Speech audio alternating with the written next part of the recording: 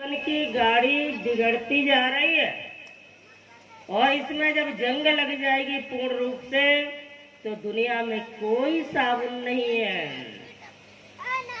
कोई चीज नहीं है इसको दूर करने के लिए। केवल एक ही चीज है, क्या? भजन। भाव से भजन होता है, इसलिए भाव प्रकट करो, भाव जगाइए अपने जीवन में। और उस भाव कहेंगे हम भाव जानते नहीं किसको? हाँ, जानते नहीं हो। ये हम भी कहेंगे कि आप भाव जानते नहीं हो। ये मन सोचिए, दत्तात्रेय ने 24 गुरु किए अपने जीवन में। ये साक्षात परमात्मा के अंश रूप से धरती पर आए थे। कौन? दत्तात्रेय जी। ये भगवान विष्णु के अंश से अवतरित हुए थे, लेकिन 24 गुरु बनाए। हमने तो ये सुना है कि गुरु को कभी बदलना ना चाहिए, नहीं बदलना चाहिए, लेकिन बदलना चाहिए। क्यों? यदि हमें सदमार्ग कोई दिखाता है, जीने की राह हमें समझाता है, हमें रोगों से मुक्त करता है, हमें कष्टों से बाहर निकालता है, तो निश्चित रूप से वही हमारा सदगुरु है। लेकिन इसमें अंतर क्या है? 24 गुरु जो थे वो मनमुखी गुरु थे, वो दीक्षित गुरु नहीं थे। अच्छी शिक्षा यदि कोई देता है तुम्हें, कोई समझाता है, तो उसे गुरु मान लीजिए, इसमें कुछ जाता नहीं है। हाँ, कुछ जाता नहीं है। इसीलिए अपने मन की मानना बंद कर दीजिए। बोलिए शंकर भगवान की जय। क्या करें फिर? मन की बात नहीं माने तो क्या करें महाराज जी? क्या करें? मन की बात न माने तो किसकी माने? अब ये कहोगे कि तुम्हारी मान ले, हमारी भी बात मानो। क्या करना है? सबको एक ही रास्ते पे जाना है कि संतन के संगे मैंने लाग रे, तेरी अच्छी बने।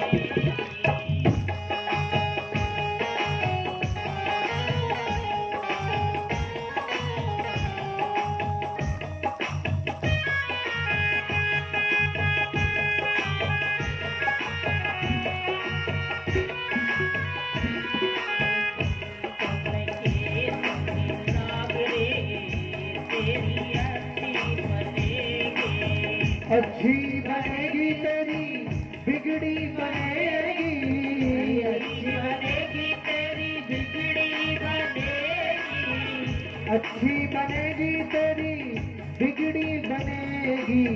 खुल जाए तेरो ये भाग्य, वो तेरी अच्छी बनेगी।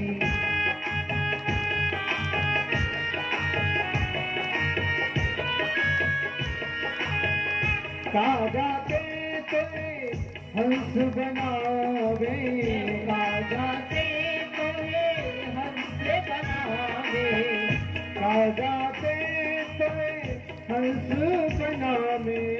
कागा से तोहे हंस बनावे, राम चरण अनुराग रे, वो तेरी बिगड़ी बनेगी।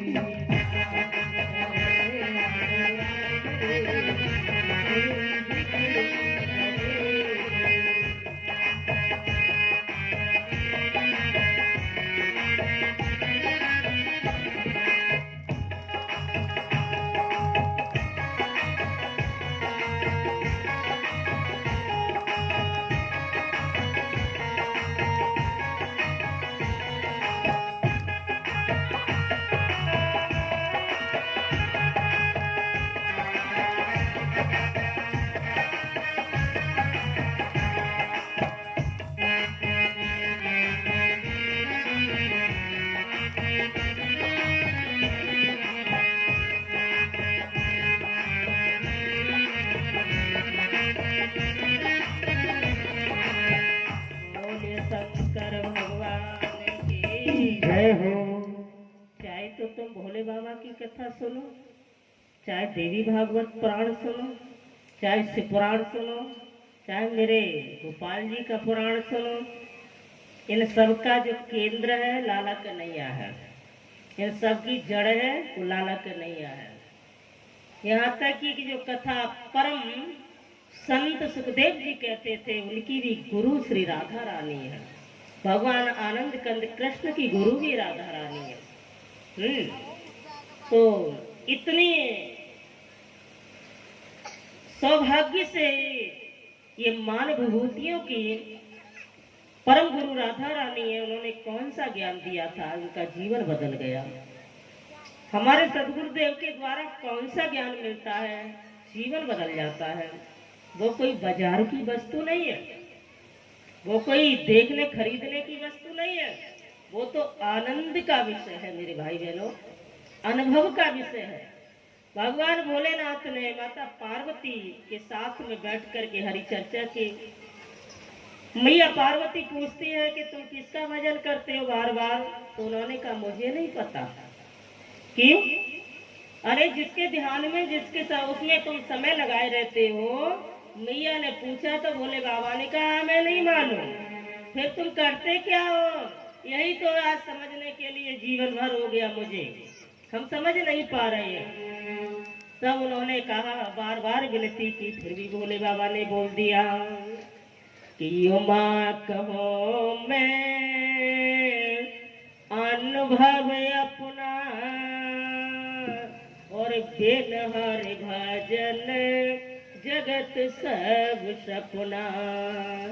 बिन हरि भजन जगत सब सपना।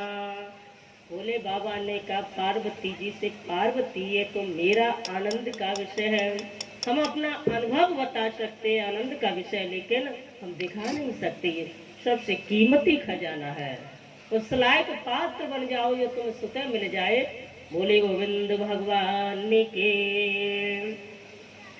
गोविंद मेरो है, गोपाल मेरो है।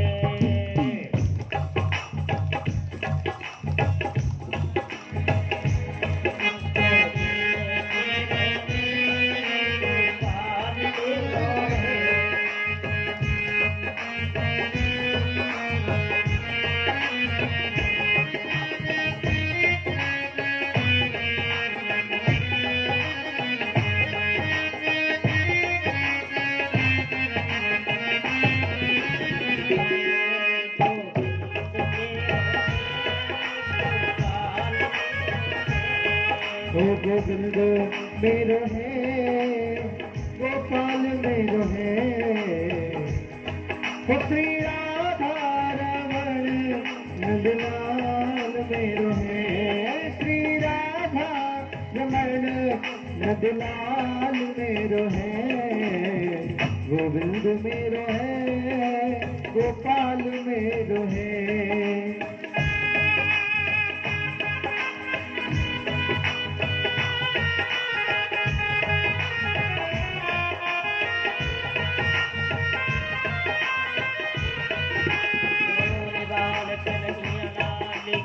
जय हो।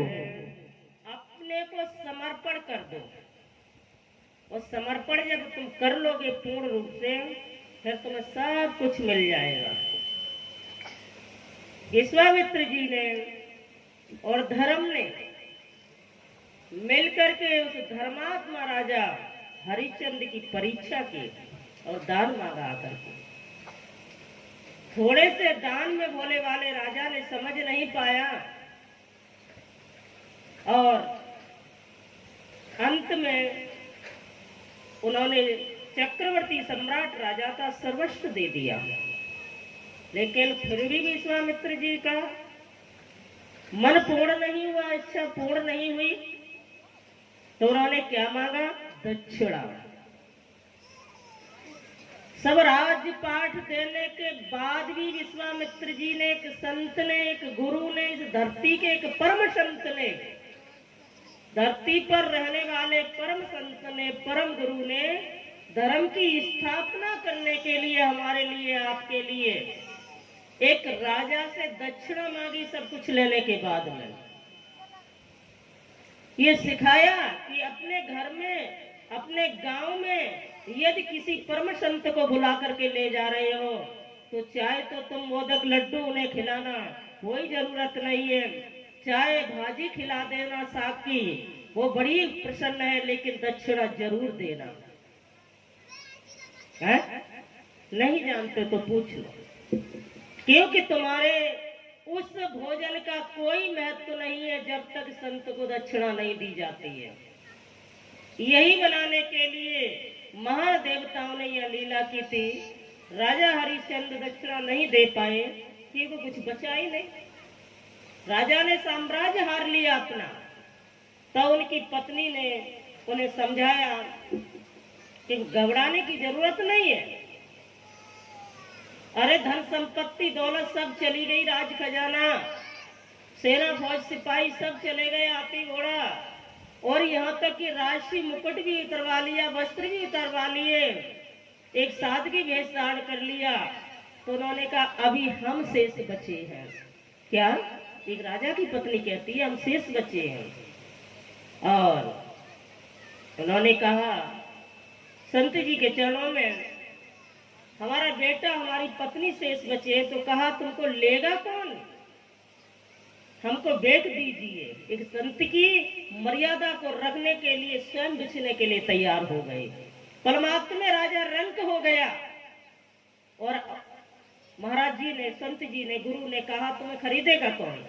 जहां तक राज्य है, धरती है, वहां तक राज मेरा है।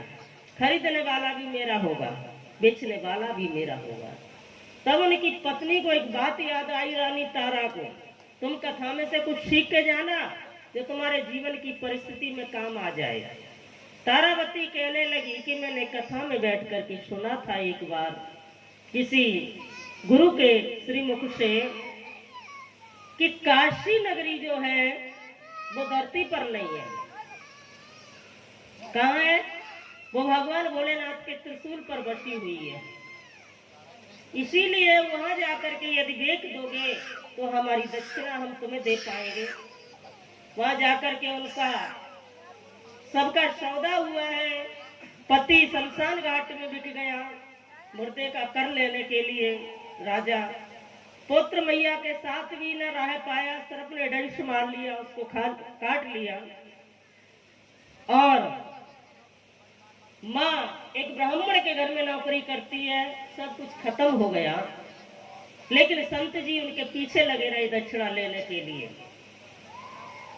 अंत में बहुत परिस्थितियां आई। राजा हरिश्चंद्र कभी नहीं डिगे अपनी बाड़ी से और अपने हृदय से। अंत में उन्होंने दक्षिणा दी।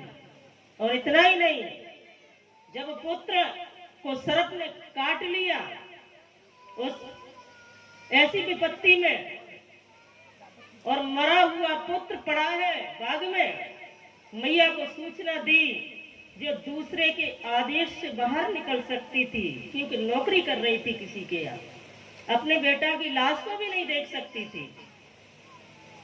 रोती बिलखती मैया गई। बरसों पुरानी साड़ी पहने हुए थी जो छितड़े हो रही थी फट करके, और उसने रो करके उस ब्राह्मण के सामने अपने पुत्र की अंत्येष्ट क्रिया के लिए विनती की। तो उसने फटकार दिया।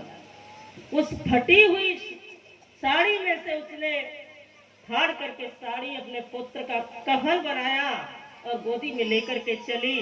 जब शमशान घाट में पहुंचती है तो वहां भी कर मांगा। किसने? उसके पति ने। वो पति के रूप में नहीं था, वो परिस्थिति के रूप में शमशान घाट में कलुआ एक राजा था वहां का, जो ठेका लेता था, जो इनकम टैक्स लेता था। उनकी नौकरी कर रही राजा हरिश्चंद्र सूख करके जर्जर हो गए, शरीर हड्डियां रह गई। और उन्होंने जाकर के देखा, रानी ने देखा तो क्या हाल हुआ होगा उस समय, ये समझने की, ये सोचने की वेदना नहीं है। ये तो उसी पिता को, उसी माँ को पता होगा जिसका पुत्र की लाश सामने कर लेने के लिए एक राजा था, जो आज पति का रोल भी पूरा नहीं कर रहा है, एक पिता का दायित्व भी पूरा नहीं कर रहे हैं, और वो लाश जलाने के लिए टैक्स मांग रहे हैं। और वो रानी, वो मैया, वो दासी एक ब्राह्मण के यहाँ नौकरी करने वाली कहती है मैं कहां से लाऊं? अपना परिचय दिया। एक बार पल के लिए परिचय सुनने के बाद राजा रानी की वो दशा हो गई कि भूल गए परिस्थिति में, किसके लिए? धर्म को बरकरार रखने के लिए, और अपने प्राणों की, अपने रिश्तों की परवाह नहीं की उन्होंने। राजा अपने को बेचैन होकर के, असमर्थ होकर के मूर्छित सा होने लगा, लेकिन नहीं, अंदर से शक्ति ने जागृत किया, उनकी परम सत्ता ने, परम गुरु की वाणी ने। जब जब परिस्थिति आती है तो गुरु तुम्हें सहारा देता है कि समझ जाओ अपने धर्म की अंतिम सीढ़ी है, इस पर भी तुम्हें कार्य करना होगा। और राजा ने टैक्स मांगा, कर मांगा। रानी ने उसी फटी हुई साड़ी में से अंग दिख रहा था, उसमें से भी फाड़ के कर दिया है, और बच्चे की लाश को जलाने के लिए वह दयनीय दशा देख करके माता पिता की, राजा रानी की और धर्म के पालनहारे एक राजा की, भगवान का हृदय भी पिघल गया है, धर्म का हृदय भी पिघल गया। और वही ब्रह्म साक्षात स्वरूप में, धर्म के रूप में प्रकट हो गए। उससे 100 गुना उन्हें संपत्ति पुनः प्राप्त हो गई, बेटा भी जीवित हो गया। तो धर्म में कभी विचलित मत हुआ करो।